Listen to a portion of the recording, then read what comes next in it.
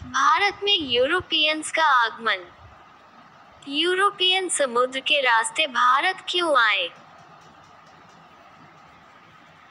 जब 1453 में उस्मानिया सल्तनत ने ऑटोमन एम्पायर एशिया माइनर अर्थात तुर्की पर कब्जा कर लिया तो यूरोप से एशिया जाने वाले तमाम मुख्य स्थल मार्ग बंद हो गए और एक वैकल्पिक मार्ग की आवश्यकता पड़ी, इसलिए वह समुद्र के रास्ते भारत आए। यूरोपियन को भारत में आने के लिए कौन कौन से कारणों ने प्रेरित किया? 1. मसालों की आवश्यकता। 2. जहाज निर्माण की तकनीकी। 3. भारत जैसे देश के साथ व्यापार को बढ़ावा देना। 4. दिशा सूचक यंत्र का विकास। 5. यूरोपियन देश द्विपक्षीय व्यापार को बढ़ावा देने लगे। 6. यूरोपियन पुनर्जागरण। यूरोप में दो नई शक्तियों का उद्भव, पुर्तगाल एवं स्पेन। यह दोनों शक्तियां वेनिस और जिनेवा जैसे नगर राज्यों का व्यापारिक एकाधिकार समाप्त करना चाहते थे। नोट नई समुद्री खोजों का पहला कदम पुर्तगाल और स्पेन ने उठाया। मसाले द्वीप इंडोनेशिया, मलेशिया, श्रीलंका।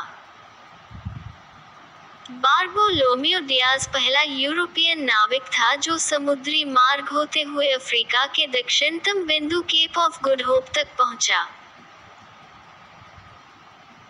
कोलंबस यह एक स्पेनिश नाविक था जो भारत की खोज करने के लिए निकला था, परंतु वह कैरेबियन द्वीपों, उत्तरी अमेरिका पर पहुंच गया और उसने उसे नई दुनिया कहा जिसे वेस्ट इंडीज कहा जाता है।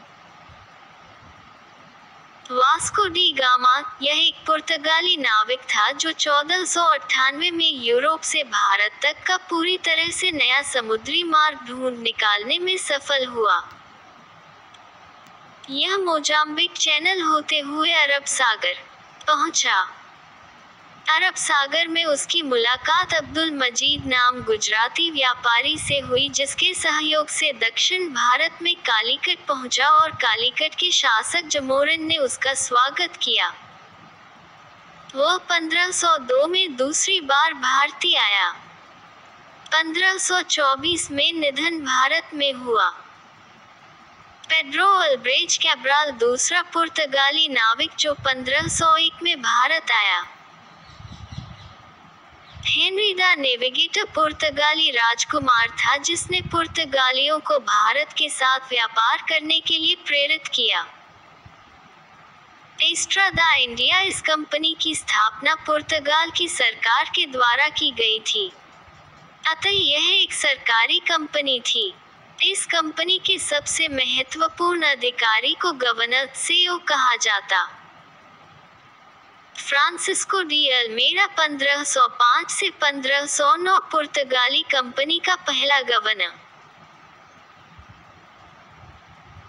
ब्लू वाटर पॉलिसी नीले जल की नीति, यह पुर्तगालियों की भारत के संदर्भ में नीति, जिसके अंतर्गत पुर्तगाली सरकार ने पुर्तगाली कंपनी को भारत के तटीय क्षेत्रों में किले बनाने के आदेश दिए ताकि समुद्र और स्थल दोनों पर नियंत्रण किया जा सके।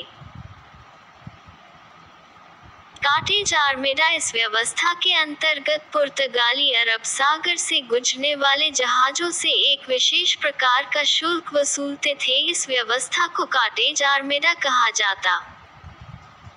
इसी व्यवस्था से उन्होंने अपने कई दुश्मन बना लिए।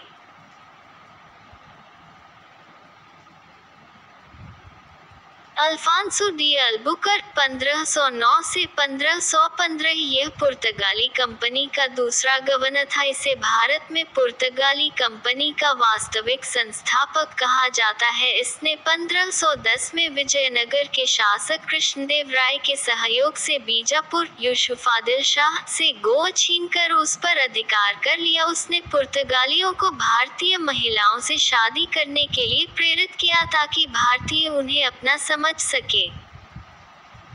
इसने दो महत्वपूर्ण जल संधियों पर भी अधिकार कर लिया।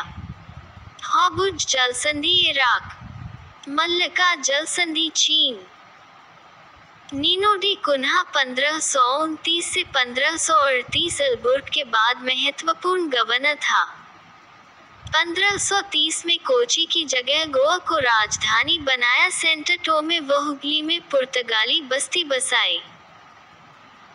गुजरात के शासक बहादुर शाह से मुलाकात के दौरान जहाज पर उसकी हत्या। वसीम 1534, दीव 1535 व दमन 1559 पर अधिकार कर लिया। पुर्तगालियों की भारत को देन। प्रिंटिंग प्रेस की स्थापना 1556। गोवा। अफीम, तंबाकू, आलू टमाटर की खेती। जहाज निर्माण की नई तकनीकी। गौथिक स्थापत्य कला। पुर्तगालियों के पतन के कारण।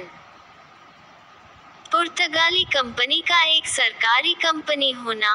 पुर्तगालियों को दूसरा विकल्प अर्थात ब्राजील के रूप में एक नया उपनिवेश मिलना। काटेज आर्मेडा पद्धति जिसने उनके कई दुश्मन पैदा कर लिए। ईसाई मिशनरियों की भूमिका धर्म परिवर्तन का काम करती थी जिससे लोग नाराज हो गए। 1632 में शाहजहां द्वारा पुर्तगालियों को हुगली से भगाया।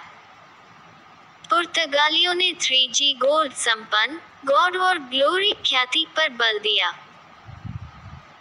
भारत का जापान के साथ व्यापार करने का श्रेय पुर्तगालियों को जाता है।